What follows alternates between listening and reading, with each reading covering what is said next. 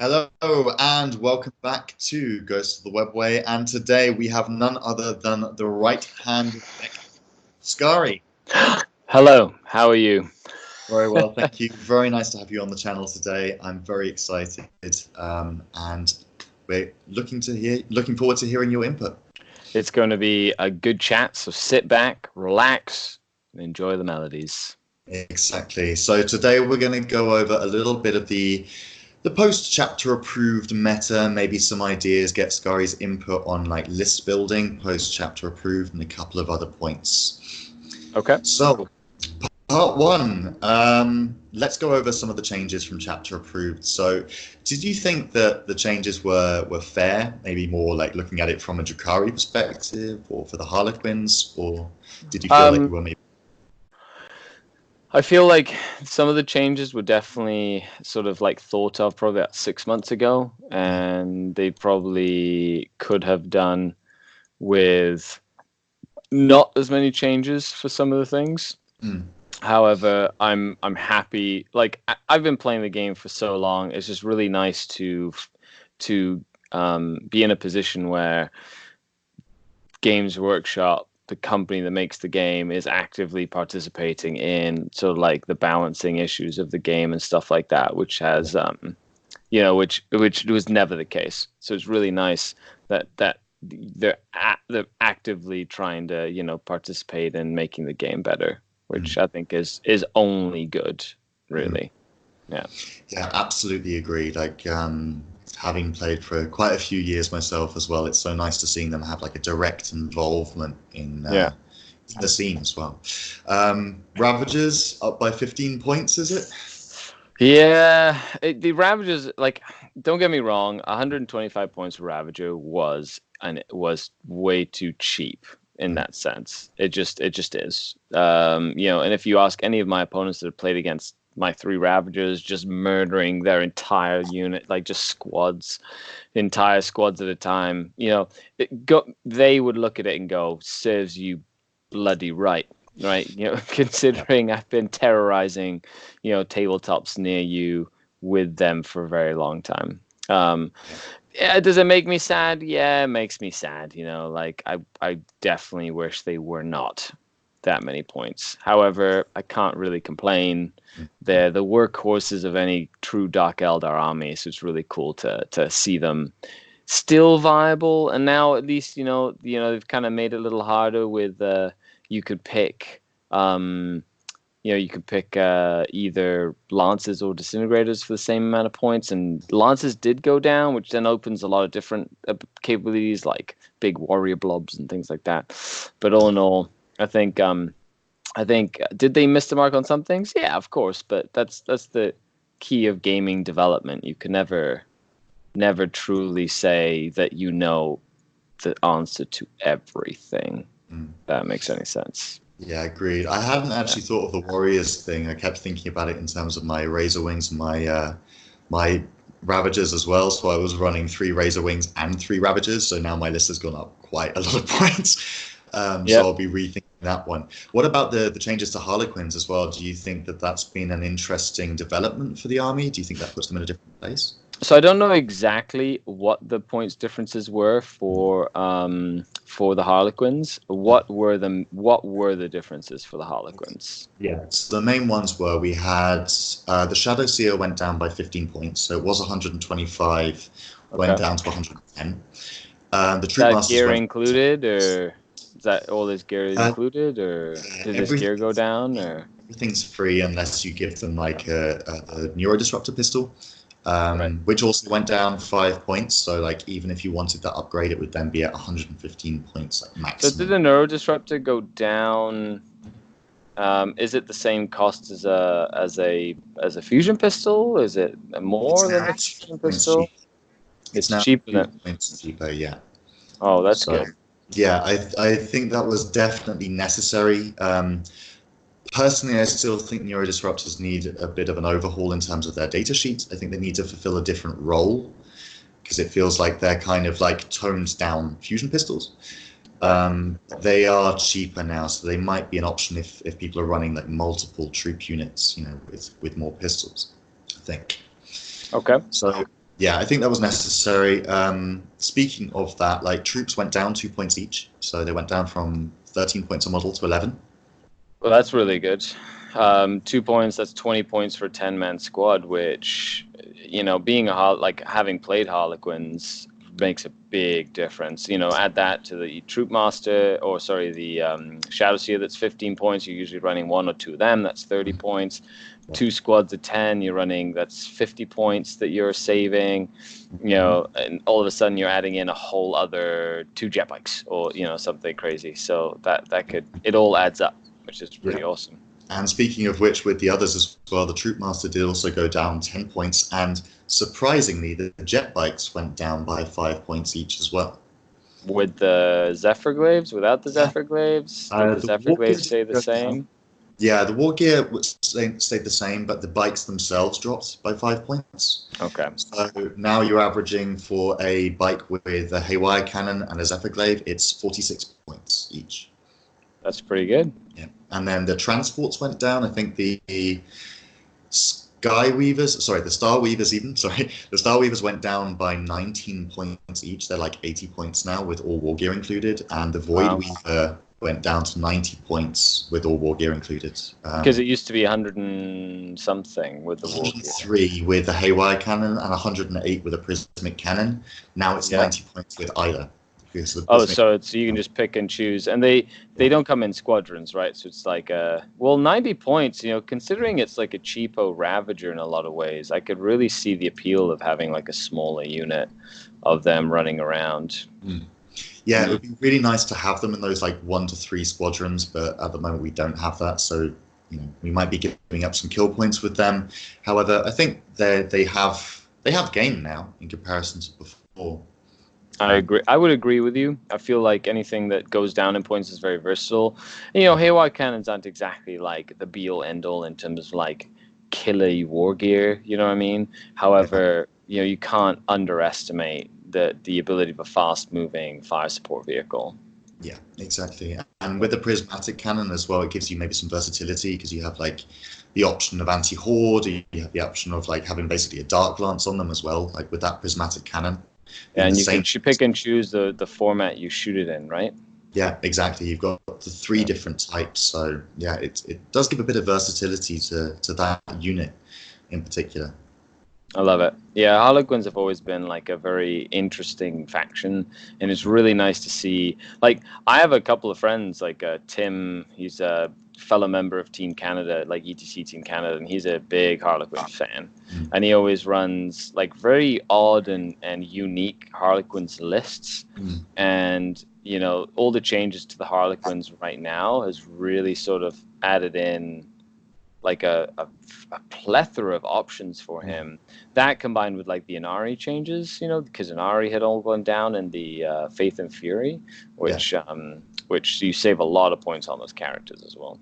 Definitely, yeah. Those were big changes as well. Like the Incarn dropping to like 280 points, and for those Inari fans, they'll be pretty happy with that as well.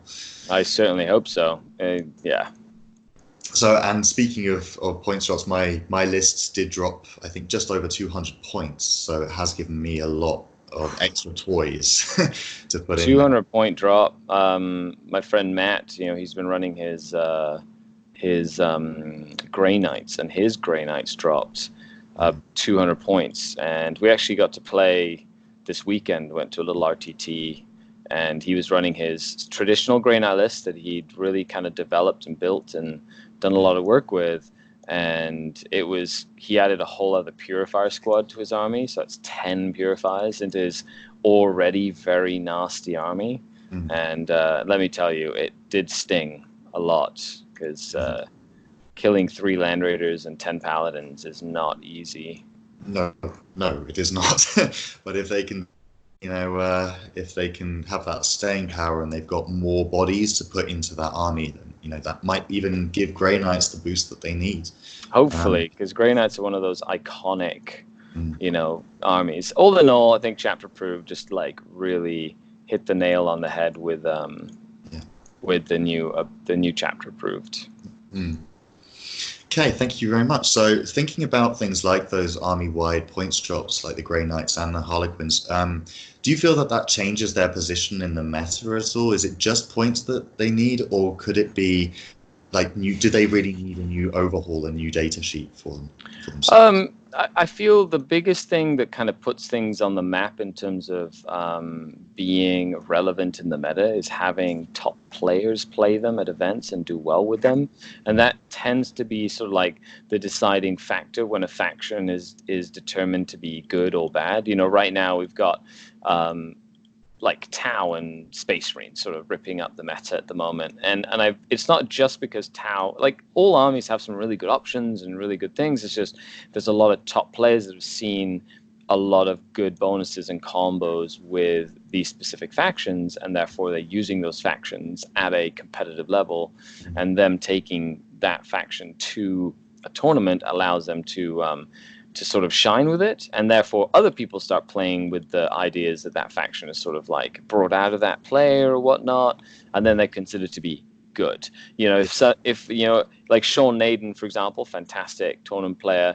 You know, he runs mostly Eldar and Eldari. You know, consistently does great, and a lot of his lists and stuff are a lot of his lists and whatnot are very ad hoc, kind of mishmash, like combination of units that a lot of people will go, well, that's not good, you know, but he makes it work, right? And it's not because of the fact that the faction is necessarily better than any other faction, because he's just applying some really cool tips and tricks and things like that as well. Am I right in thinking that, was it about a year ago, he took that witches based list where everyone was completely floored by this character based witches list? Yeah, he took it to Las Vegas Open, did fantastic with it. You know, almost made it to the top, and it's funny because the list itself was just very well designed for the mission format. You know, didn't give a lot of secondary points away. Good board control, was able to take advantage of terrain.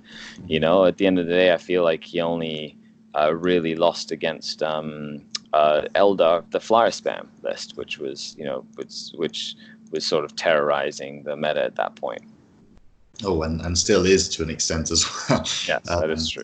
Having faced now, I'm not so worried about Crimson Hunter Exarchs with my Harlequins. I'm more worried about the Hemlocks, because those auto hits and the high strength and the re-rolling ones to wound, they're terrifying to me. Well, not only that, but you have the Iron Hands flyers and whatnot as well, who tend to do a lot of damage if left unchecked, and they're some of the nastiest flyers in the game, specifically considering they're so efficient, can operate independently, far from the main core of characters, etc. Yeah, makes sense. Yeah, that independence in a unit is can be really important as well. That's why I like to keep my bikes frozen stars, so that they have that versatility to kind of move around the board where I need them. It's a decision lots of people question me on, but I quite like having the ability to move those units over wherever I want them to be. Yeah. That's super important to be able to, it's one of the reasons why, you know, I'm finding, for example, with the Dark Eldar Flayed Skull is really good. But that's a topic for a whole other video where you make a video on, independent units that are independently amazing. Yeah, that's true. Yeah. But thinking about those sort of certain units that maybe have gone down or up in points, and how that changes, let's say, their effectiveness. So, for example, with the Drukhari, we've got Mandrakes and Incubi, even Hellions as well, dropping in points, and Raptors and Razor Wings going up in points. Do you think that breathes new life into certain units, or is it still just something that you would worry about as a unit there? To be honest, well, there's a lot of different factors when kind of building a proper list. You know, one of the factors is not only unit development or unit versatility or ability to be used in, say, a competitive tournament, but you also have the ability of specific units to do. Hold on one second. You've got. Hellions, for example, great example. They went down 2 points. They're more appealing. However, in a lot of the current meta, the unit itself sort of just lacks that sort of synergistic approach that is really useful when working with a variety of different units just in general. So even though I love Hellions and they work fantastically and they're really fun to play with, et cetera, et cetera, et cetera, that they just don't necessarily fit into like the ITC format, for example, or the mission format itself. Like in regular book missions or whatever, like all the units are really fun. Like GW's done a great job with pretty much every single codex, making every unit fun to use, exciting. You know, the only difference is that in competitive play, you know, competitive players, myself included, tend to look for the most efficient units for points. And the Hellion, although versatile, fall back, shoot, charge, you know, can't really tie units up in close combat unless you wrap stuff. They have a low armor save. They tend to sort of like die a lot faster than you might want them to, essentially. Yeah, good points. And I mean, you've put up a really fantastic video recently talking about your process with coming up with a new list for ITC competitive formats as well. So I've seen you've been testing that list so far. Yeah. Yeah. How has it been running for you? So I took it I've played about 4 or 5 games with it so far. I've had a lot of fun playing games with it specifically. I have noticed a couple of pitfalls that I'd like to sort of fix with the list itself. Okay. Mainly, I just find that all the cool stuff that we take for Dark Eldar tends to take a lot of ITC points. Yeah. So like you're running grotesques or whatever, and then all of a sudden you've got like all your gangbusters are like, it's just an easy secondary choice. But in ETC, for example, the mission format changes when you're playing with like Maelstrom and whatnot. So right now, personally, I'm at an impasse as to what I want to really play with my Dark Eldar, because there are a lot of really, really good, fun, entertaining choices. I'm just having a hard time picking the right ones, essentially. Yeah, well, you're spoiled for choice in the Drukhari book as well. I mean, so many different options. Giving up gangbusters does seem to be a very difficult one for us, simply because the bikes are such an incredible unit and make up a big part of the Harlequins army. But I watched your video on that one and looked at your process, and then reapproached my own list and started thinking a little bit about how I could maybe minimize, at least making it more difficult for people to gain those secondaries as well, like in ITC. And that can even be just things like unit size, right? So like if you have like 3 units of bikes, for example, like units of grotesques, making sure that each unit isn't capable of giving up like all 3 gangbusters points or something. Yeah. And that's kind of, I started to reevaluate my list based a little bit on what you put up. So, you know, actually, what I've done now that I've played the list, for example, that I tested, something I did find was the 2 units of grotesques were good, but they did give up all the points that an opponent would need for that secondary specifically, which has led me to sort of change my list to better reflect the fact that I like denying points. So now I have 1 unit of 5 grotesques instead of 2 units of 3. So it allows me to, if they do take it, that unit itself only gives up 3 points, and I still keep the same army basically as I have, as I still have the 2 units of mandrakes, would still allow me to get all the other points basically. But yeah. Okay, it's interesting, to sort of look at that continual progression with lists as well, because I mean, people like yourself and I, we're obsessed, you know, really, quite honestly. When we're coming up with lists, we're just constantly, like, even right now today, while we were figuring out all this technical stuff, I've been racking my brain around, you know, sort of like more efficient choices and unit choices to use within the game itself. And it has definitely been an interesting like thought process, because I want to make sure that I am the most efficient at killing stuff, and I'm starting to kind of come like I tried the flayed skull, but I'm thinking I just need to go back to my tried and true, something that, because right now in the meta, even though there's more and more armies that are better and that have all this cool extra stuff or whatever, I feel that it's just important to um, I think it's just important to learn your army, and I think you learning your army the best is the best thing you can do right now in the meta. More than like being able to play the game or understanding what the opponent can do or whatever, it's literally just is literally learning about your army more. Yeah, and Yeah. For that was like what I tell a new player is pick something, play what you like to play and want to have fun with. Don't worry about like anything else really. Just play what you want to play with and have fun with, and you will learn how to play the game eventually. Like Yeah. you will learn how to be better at the game just from that. Absolutely agree. Like I often find people talking to me about particular units or builds, and they go, "Oh, that's rubbish." I'm like, "Well, you don't know that person's play style. Maybe it is that actually that's exactly what fits what they want to do. Yeah, Like everyone has their different, unique way of building what they like, and then using that, as effectively as they can. And I guess I that's agree. exactly the state that I'm in at the moment. In that, I found a list that I like, and I've been tweaking it. Yeah, When Chapter Approved came out, I was very tempted to kind of redo my whole thing of going like, well, now I can fit in a double battalion, or now I can fit in this. yeah, But then when I went back to it and started looking at my list, I realized that it's not just that it's what I like to play, it also really suits my play style. And so I yeah. felt like it was better just to add to it rather than to change it. Would you agree that that's a good way of I looking at would it, right? I would agree with you 100%. And it's one of the reasons why just people who tend to play the same list over and over, you tend to do better at a competitive level Mm. than people who constantly change their armor list over and over and over. So because you never really know.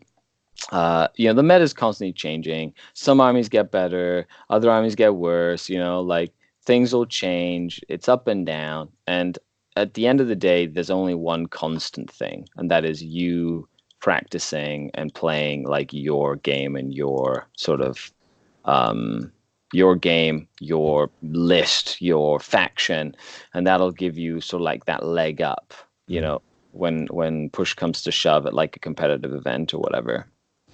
Yeah, it's interesting as well because the first game that I played after the points drop, I lost because I had more stuff that I had to think about that I didn't necessarily know how to use yet. And so I found that I wasn't playing the game as tight as I was before when I had the units that I had. But now I've gone back to very, very similar things with just a couple of additions. And Yeah. that has really helped me the And last few games. that's huge, right? It is, yeah. So let's go over the last few questions. I know that you're a busy man and you've got All other right, that's things, fine. You other can things to do. you But can you we've can got steal me for as long as you need right now. I'm just waiting for my kid to get home from school, and then I got to do after school activities with him, so it's all good at the moment. perfect. Yeah, my wife is currently neck deep in exams and all the rest of it. So I've been left alone to 40K as much as I could, which is. Get lots of videos But, filmed, then put them out. It's yeah. that's the fun that we do. Just want to get that content up. Like I'm really, really enjoying like just starting out and trying what I can. Just Yeah, it's one been video great. at a time. Yep. So next part, I just wanted to ask some of your, let's say, using your Scryer's gaze into the predictions for 2020. Like just a couple of questions based on what you think we might be able to see in not just in the meta, but generally in Games Workshop and in the hobby, like for 2020. Yeah. So first question would be, how long or do you think that this marine meta is going to continue the way it is now? I feel like right now Marines are definitely in that position where they are a thing that you have to be able to deal with. So there's no if, uts, ands, or buts. They are here to stay. They're not going anywhere. And but as we saw right now in the tournament open, Richard Siegler took the tournament with Tau. Congratulations to him. But it shows that there are options to play against Space Marines, and hopefully that inspires people to sort of think outside the box and not just sort of see the Space Marines as a boogeyman. And be like, oh no, I don't get to play what I want to play because of Space Marines. I like using the story of when I used to run my Land Raider Crusader back in, I want to say, 4th edition or something like that, when vehicles weren't exactly the strongest thing that you could have in the game, because if they died and they had guys inside, all your guys were stuck and pinned and they couldn't move and stuff like that. And there was a lot of last cannons. A Land Raider Crusader could easily get destroyed by a single last cannon shot, or get stuck on a rock, because there was such thing as having an immobilized vehicle back in the day. I don't know if you've played. I remember. Okay. I did. So did that. Yeah, those were like the little frustrating things. Like you'd run your big Land Raider across a rock, and all of a sudden he'd be like, "And now I'm stuck." You know what I mean? But I used to take my Land Raider Crusader, and I had great success with my Land Raider Crusader, even though there were melta-guns and things that would murder my Land Raider Crusader almost instantly, because I was always of the mind of, I'm going to put it on the table, and I'm going to let my opponent worry about it. I'm not going to worry about my opponent. I'm going to have my opponent deal with it. It was like in a case like that, distraction card effects, right? Like you put it on a board and you say, my opponent has to deal with this. If not, it's going to come and like murder some stuff. And I think that's kind of how you have to look at your army. Instead of going, oh my goodness, what am I going to do? Space Marines, think of it in the terms of, I'm going to put my army on the table, and I'm going to and my opponent's going to have to be the one that's worrying about my army, not the other way around. Yeah. I think that's a mentality shift that you're just going to have to probably take a quick look at, like what you want to achieve with your army specifically, and then sort of build a list that you're comfortable with, that can kill things, that can, deal with the enemy, etc. Yeah, I agreed. And I think that so often we see that as well within the community of people sort of seeing this particular army as like unbeatable within the meta. And then we see like within a month or two, someone's worked out how to deal with it. There's always a way in which you can make your army work for you and work against what is currently being used very, very well. Yeah. I think, for example, that as a Harlequins player, yes, Space Marines are tough, but we have all the tools we need to counter it if we play well. Yeah, 100%. Zephyr versus Primaris are fantastic, for example. Especially with a Troop Master nearby, getting everybody, re-rolling all those wounds, and with the psychic support from a Troop Master, a Shadow Seer or whatever, like you've got a recipe for success there. Yeah. But if you're constantly worrying, oh, what is my opponent going to do, or that sort of thing, you're never really going to find the success that you've been looking for. Yeah, the last 2 games I played against Marines, they have not gone so well for me. But instead of going, oh, the Marines are broken, my view on it was just like, so what did I learn from that? For example, I've learned that Gorex Rose is something that I definitely want to have on a solitaire, because the Marine characters are so powerful at buffing everything around them. Where I've learned that, yes, I definitely need to have my Troop Master near my bikes at all times, so that I know that I have that counter to the Marines in terms of like re-rolling all those wounds and just trying to make everything more effective myself. Yeah. So yeah, I think it's as you say, it's not just about like allowing yourself to be defeated by the boogeyman, but in just be the boogeyman. Yeah, exactly. Yeah. Saying that didn't quite work, let's try something different, or let's see how I can improve on that game. Now that's a philosophy that I held true all the way through, especially 7th edition. 7th edition was definitely a tough edition to play, Eldari faction in general. Well, other than Inari, like Inari was, just a freak show. But I'm playing against Riptide Wings and Battle Company, where they had like a million different things that they could use and all this different stuff. And to be honest, that sort of stickativity not only improved my game, because the game is going to be here long after like this edition has come and gone. So if you stick to it and you learn, like, it will pass. So if you're having a rough like couple of games and Marines are kind of raining on your parade and whatnot, just be patient. You know, you'll get an opportunity when the edition changes or when a new army book is released or whatever to really take stock, you know, and sort of have a chance to like check it again, you know, check the position that you're in, essentially. Agreed. Yeah, and I started my own Dark Eldar army sort of at the end of 6th edition and into 7th, and it was tough going, but it was very interesting. And what I love now about the Harlequins is people look at your army in the way that they used to look at like the Dark Eldar army, like in 7th edition. They went, "Oh, you're playing Dark Eldar." You know, like in 7th edition, you didn't see it that much. Now for Harlequins, it's, "Oh, you're playing Harlequins." Yeah, so it's I've just kind of gone with I don't know, maybe I'm just a hipster in terms of gaming, but I just like having that thing that surprises people that people don't see that often on the table. Well, 100%, and that's how I felt. You know, it's one of the reasons I started playing Dark Eldar. It was that in the past when nobody played Dark Eldar, and all of a sudden, you know, you'd have somebody who played Dark Eldar, and it was like, you know, you play Dark Eldar? Yes, I do. Nobody plays Dark Eldar. Well, I know. That's why I play Dark Eldar. Yeah. You know. Yeah, it was fun, and it was always nice to see someone's expression, kind of like, "Oh, okay, yeah, that's something new." Exactly.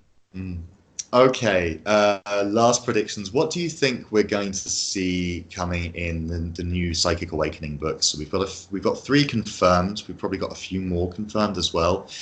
Do you think that they're going to? I mean, the releases so far have been quite different in terms of what they have been giving particular factions.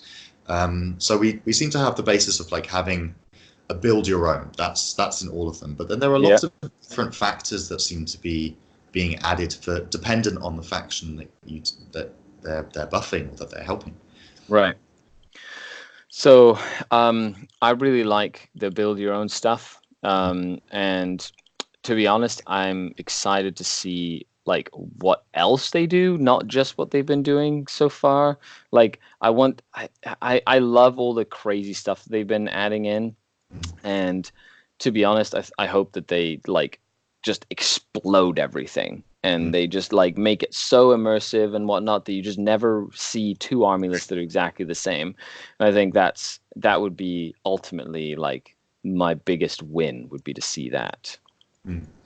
Always have the unexpected popping up left, right, and center in the map. Yeah, that's the only way to really play the game properly, in my opinion. Yep. Yeah, I think I would love that too. And I said in my live stream yesterday, but I've said that if we get what I'm hoping, if Harlequins get mimes for Psychic Awakening, then I will be drinking champagne on my channel. The mimes, yeah. Well, I remember Harlequins in 3rd edition. The first Harlequin thing that was ever really released was the chapter approved Harlequins book, like the pamphlet. It was just like a test, sort of like test rules or whatever. So nothing was set in stone. That was really cool.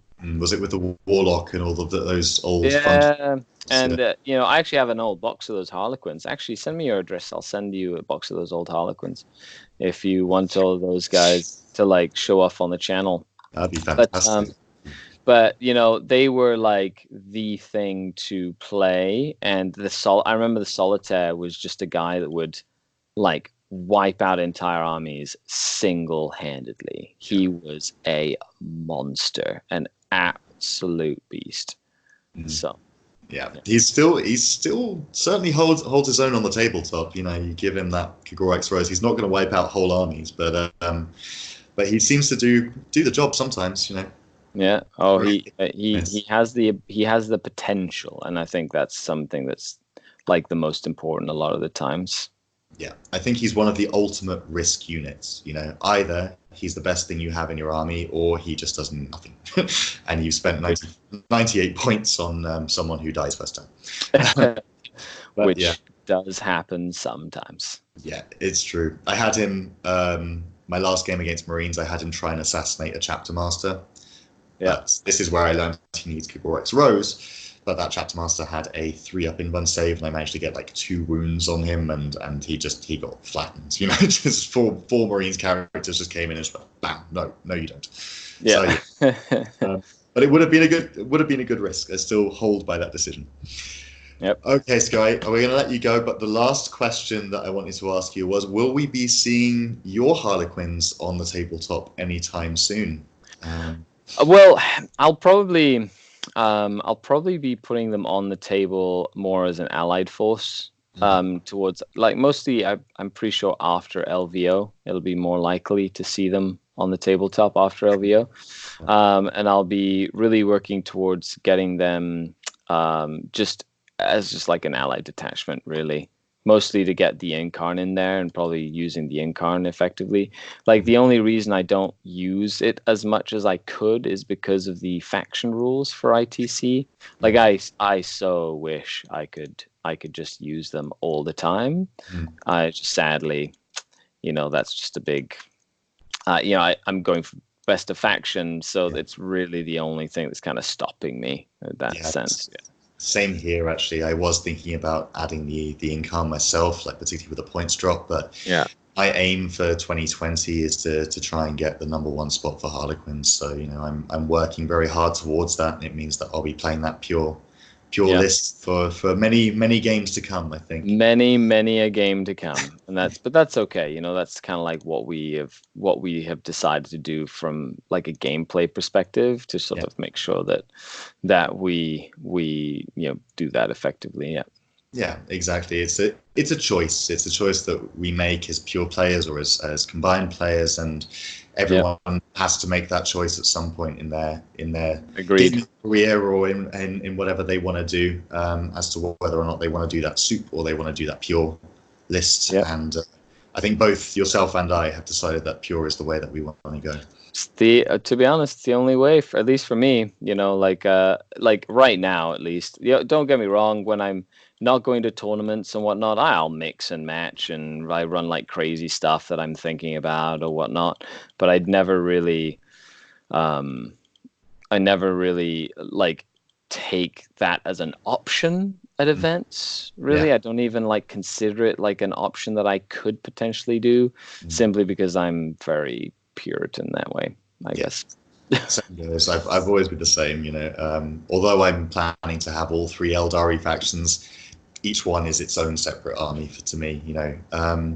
Might have some fun games where I mix some stuff in, maybe to show people on the channel how you can do that, but it's just not my playstyle. Nope. Yeah, no, and I agree. So thank you so much for being on the channel, Skari. It's been a real privilege to have your insight on the state of the game and on its continuation as well into the future. Keep on playing, have some fun, don't stop, just rock and roll. Yeah. Thank you very much, Skari, and I'll see you soon. Bye. And who is already, Skari's channel is incredible. I myself am a Patreon as well. Go and become a Patreon, sign up to the channel. Get on that Discord, get chatting. It's been fantastic. I've been on it for a good 9 months now, I think, and haven't regretted it once. So go for it. Thanks so much, Kit. Really appreciate it. And yeah, you do great stuff. Looking forward to some more. Hopefully we can get together someday and have some games. That'd be fantastic. I hope so too. All right, Skari. Then for now. No problem. Bye. For now. And bye to all of you watching at home.